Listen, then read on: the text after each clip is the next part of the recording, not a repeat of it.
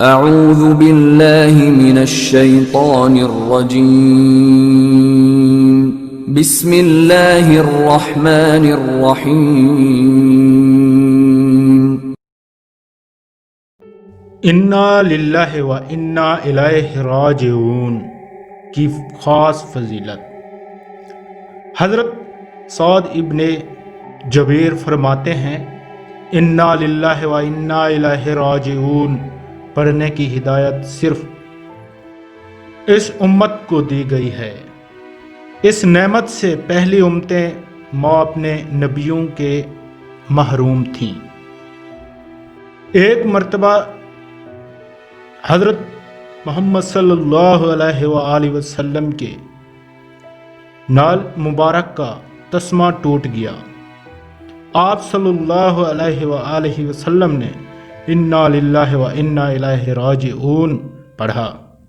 صحابہ رضی اللہ تعالی عنہم نے عرض کیا، یا رسول اللہ صلی اللہ علیہ وآلہ وسلم، یہ بھی مصیبت ہے؟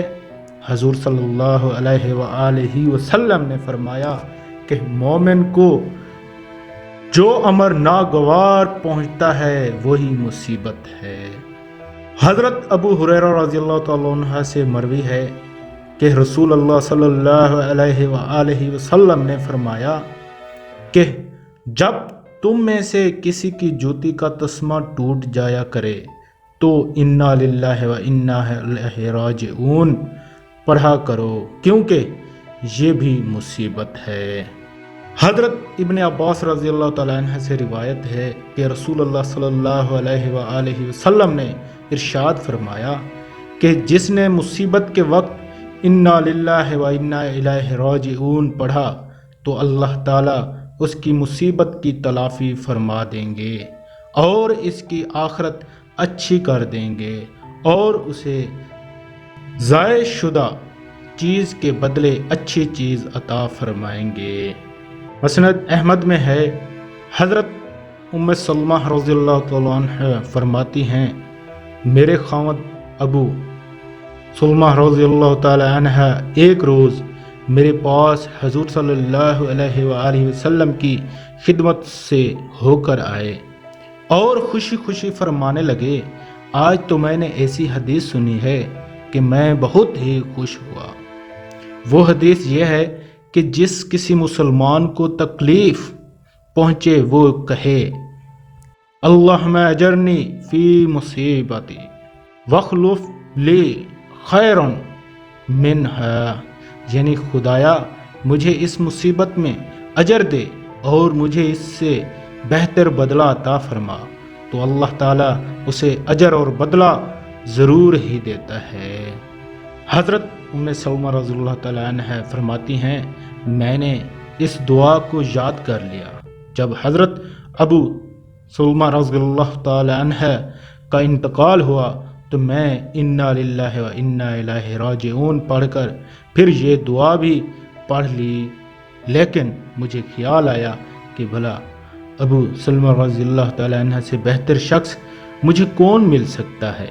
جب میری عدت گزر چکی تو میں ایک روز ایک کھال کو دباغت دے رہی تھی تو حضور صلی اللہ علیہ وآلہ وسلم تشریف لائے اور اندر آنے کی اجازت چاہی۔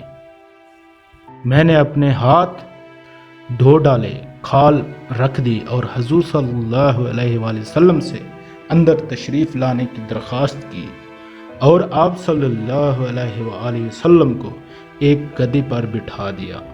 آپ صلی اللہ علیہ وآلہ وسلم نے مجھ سے اپنا نکاح کرنے کی خواہش ظاہر کی۔ میں نے کہا، حضور صلی اللہ علیہ وسلم، یہ تو میری خوش قسمتی کی بات ہے، لیکن اول تو میں بڑی با غیرت عورت ہوں، ایسا نہ ہو کہ حضور صلی اللہ علیہ وسلم کی طبیعت کے خلاف کوئی بات مجھ سے سرزد ہو جائے اور خدا کے یہاں عذاب ہو۔ دوسرے یہ کہ میں عمر رسیدہ ہوں، تیسرے ہاں بال بچوں والی ہوں۔ آپ صلی اللہ علیہ وسلم نے فرمایا، سنو، ایسی بے جا غیرت اللہ تعالیٰ دور کر دے گا اور عمر میں بھی کچھ چھوٹی عمر کا نہیں، اور تمہارے بال بچے میرے ہی بال بچے ہیں۔ میں نے یہ سن کر کہا، پھر حضور صلی اللہ علیہ وسلم مجھے کوئی عذر نہیں؟ چنانچہ میرا نکاح اللہ کے نبی صلی اللہ علیہ وسلم سے ہو گیا، اور مجھے اللہ تعالیٰ نے اس دعا کی برکت سے میرے میاں سے بہت ہی بہتر یعنی اپنا رسول صلی اللہ علیہ وسلم عطا فرمایا۔ الحمدللہ۔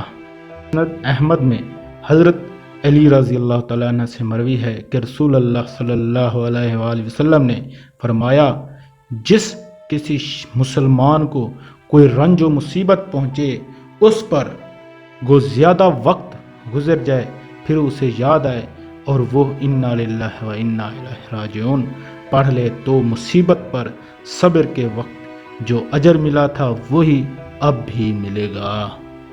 ابن ماجہ میں ہے کہ حضرت ابو سنان رضی اللہ تعالیٰ عنہ فرماتے ہیں، میں نے اپنے ایک بچے کو دفن کیا، ابھی میں اس کی قبر میں سے نکلا تھا کہ ابو طلحہ خلانی نے میرا ہاتھ پکڑ کر مجھے نکالا اور کہا، سنو میں تمہیں خوشخبری سناؤں۔ رسول اللہ صلی اللہ علیہ وسلم نے فرمایا ہے کہ اللہ تعالیٰ ملک الموت سے دریافت فرماتا ہے کہ تو نے میرے بندے کی آنکھوں کی ٹھنڈک اور اس کا کلیجے کا ٹکڑا چھین لیا۔ بتلا اس نے کیا کہا؟ وہ کہتے ہیں، خدایا تیری تعریف کی اور انا للہ و انا الیہ راجعون پڑھا۔ اللہ تعالیٰ فرماتا ہے کہ اس کے لیے جنت میں ایک گھر بناؤں اور اس کا نام بیت الحمد رکھوں۔ اللہ اکبر۔